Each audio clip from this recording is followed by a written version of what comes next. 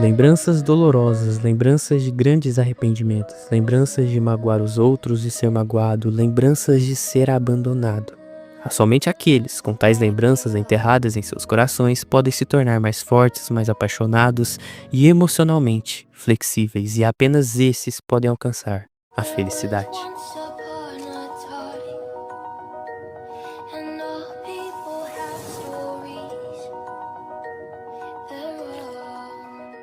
O vídeo de hoje é para você que tem lembranças, pensamentos que grudaram na sua mente pela falta de afeto, apoio e cuidado. Talvez por isso nossa criança interior chora o tempo inteiro dentro de nós, por causa das lembranças que moldam nosso comportamento. No fim, se não superamos isso, somos crianças cuja alma nunca cresce. Esse vídeo, portanto, é sobre dor, mas principalmente sobre afeto, proteção e cuidado. É sobre o eu do passado que no fundo está mais presente do que pensamos. Meu nome é Jonathan Glake e sejam muito bem-vindos a mais um vídeo aqui nesse canal. Tudo Bem Não Ser Normal é um dorama que conta a história de Moon Gen-tae e da Ko Mun-yeon, uma escritora de livros infantis e um cuidador. Os dois personagens eles têm traumas infantis. Mun-yeon, por exemplo, tem transtorno de personalidade antissocial, transtorno esse totalmente impulsionado por sua criação com uma desestrutura familiar. Gen-tae vê sua existência como presa, destinado a cuidar sempre do seu irmão com espectro autista, o Sen-tae. Os dois irmãos eles perderam a mãe muito cedo, ela foi assassinada. E ao longo da história, percebemos que contos de fadas podem ser mais reais do que nossas fantasias sobre quem somos e o que fazemos. Muitas vezes nossas fantasias são mecanismos de defesa, enquanto o conto de fada mostra a realidade por meio de símbolos. Uma infância sem afeto gera um falso eu, pode gerar uma pessoa que confunde amor com possuir, que não sabe exatamente seu valor, que sente um vazio. Podemos até não ser crianças mais, só que o problema é que somos uma geração zumbi que só quer saciar uma fome que não tem fim.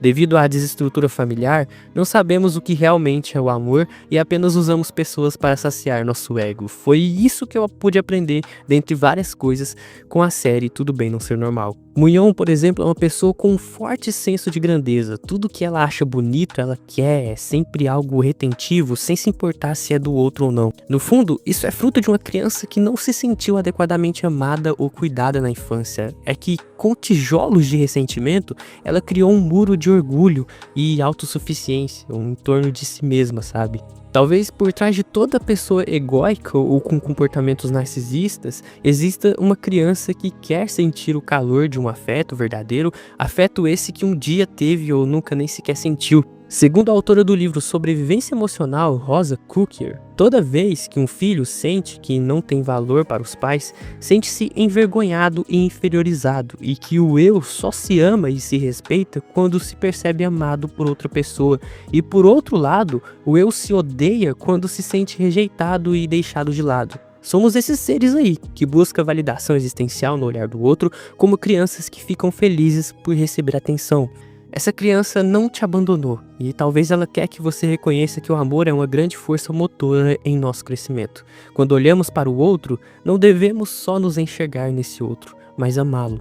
Sua criança necessita de amor. Amar nossa criança também envolve ressignificar nossas dores. Durante toda a trama do dorama, eu pude perceber que os relacionamentos saudáveis, eles desenvolvem e curam aquilo que foi gerado no passado. Devemos superar nossas dores do passado para realmente amar o outro que está no nosso lado. No livro Aconselhamento Cristão, Eric Johnson diz o seguinte: em um mundo caído, as necessidades que as crianças pequenas têm de estabelecer uma união intersubjetiva caracterizada por aceitação e receptividade, também chamada apego, espelhamento e sintonização empática, bem como de receber alimentação, proteção, treinamentos e regras, nem sempre são cumpridas como deveriam, e isso pode levar ao surgimento de diversos tipos específicos de psicopatologia.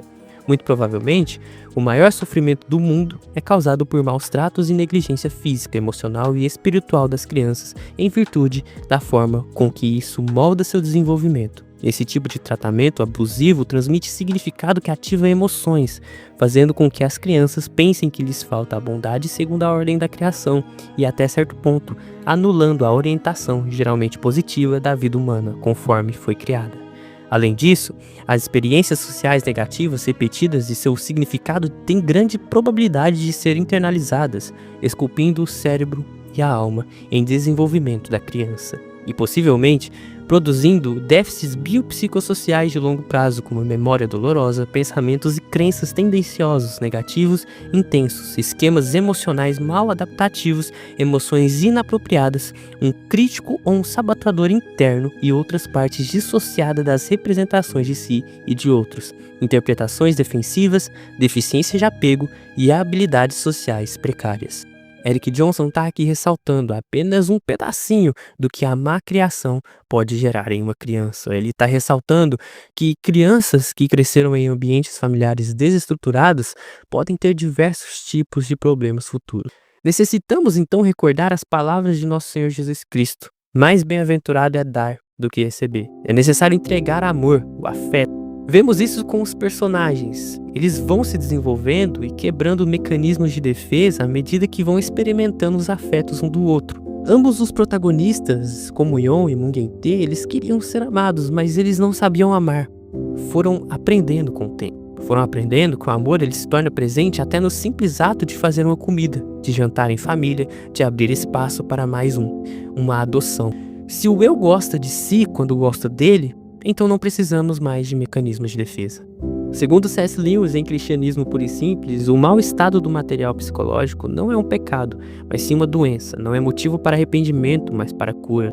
Os seres humanos julgam uns aos outros por suas ações externas, mas Deus os julga pelas suas escolhas morais. Quando o neurótico que tem horror patológico a gato se força a pegar um gato no colo por algum bom motivo, é bem possível que, aos olhos de Deus, ele tenha demonstrado mais coragem que um homem saudável poderia ter mostrado ao conquistar o Victoria Cross.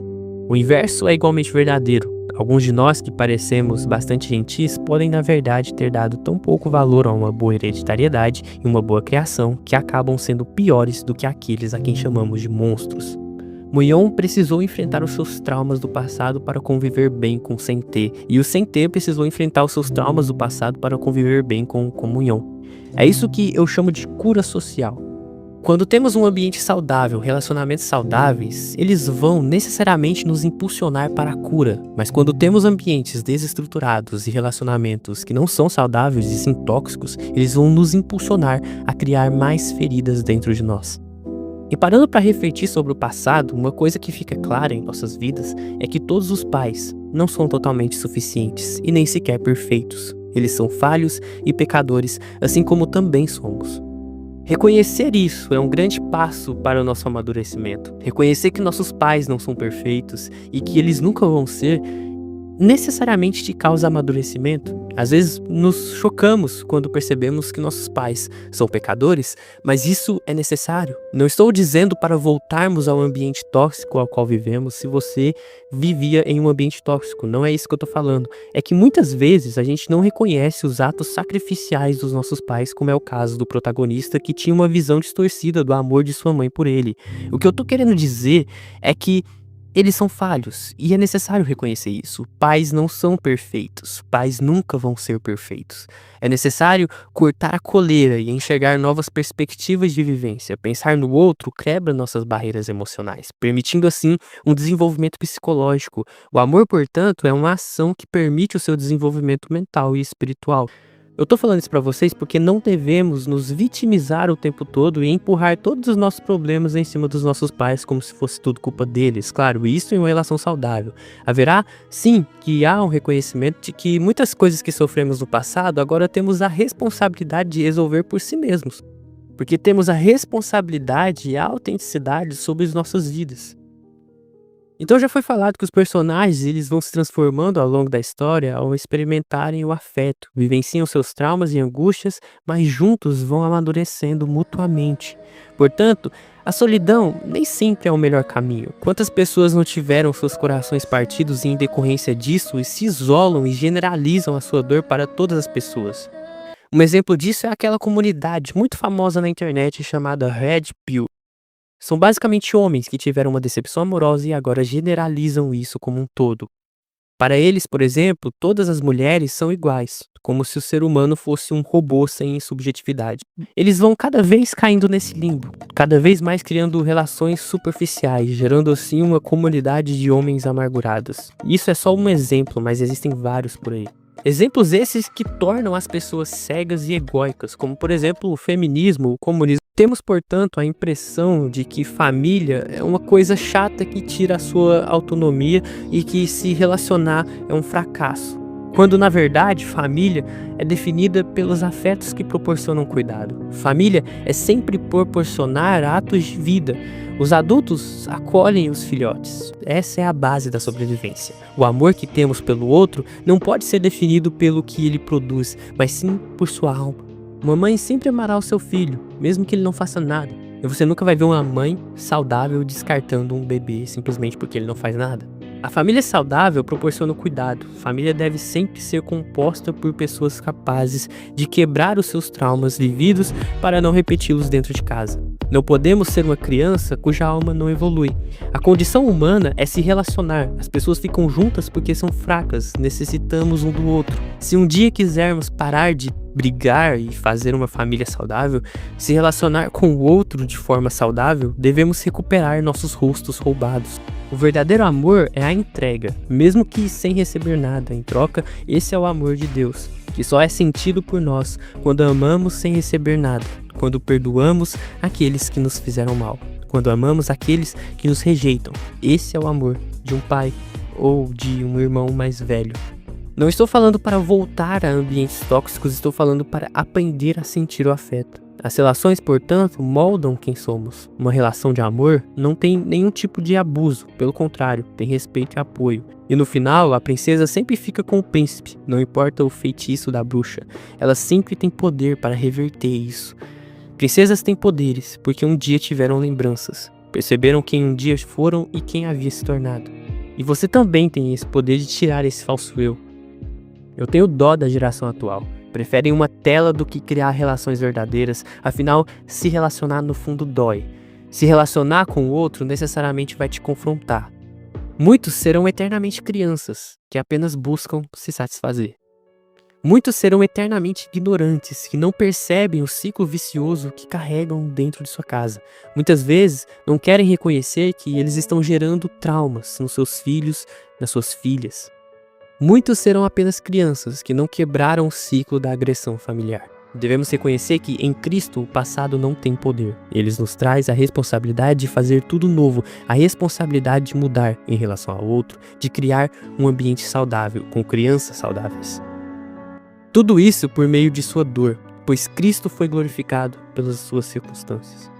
Ao conhecer o outro, devemos quebrar padrões tóxicos que nos foram passados desde criança. Se relacionar garante a nossa evolução espiritual perante Deus. Se não evoluirmos perante o outro, somos alienados, somos transmissores de traumas, um contágio psicológico. É como diz aquela frase: toda pessoa que está machucada, ela machuca, e toda pessoa que está curada, ela traz cura. E não importa se você é um samaritano, sempre que você encontrar alguém no chão samaritano, ele é o seu próximo. Fomos feitos por uma aliança profunda com o outro. Não existe intimidade sem aliança, não existe intimidade sem regras, sem responsabilidade e compromisso consigo mesmo e com o outro. Só temos intimidade quando temos aliança, quando temos compromisso com o outro. É exatamente por isso que toda traição, toda quebra de aliança gera uma profunda perda da intimidade.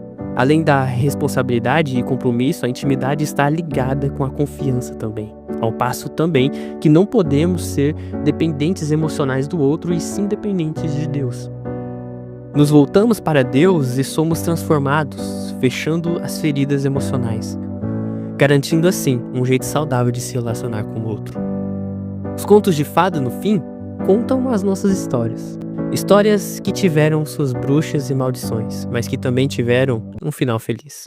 Final esse proporcionado por encontros. Encontro com o vilão ou com o príncipe, a princesa ou o caçador.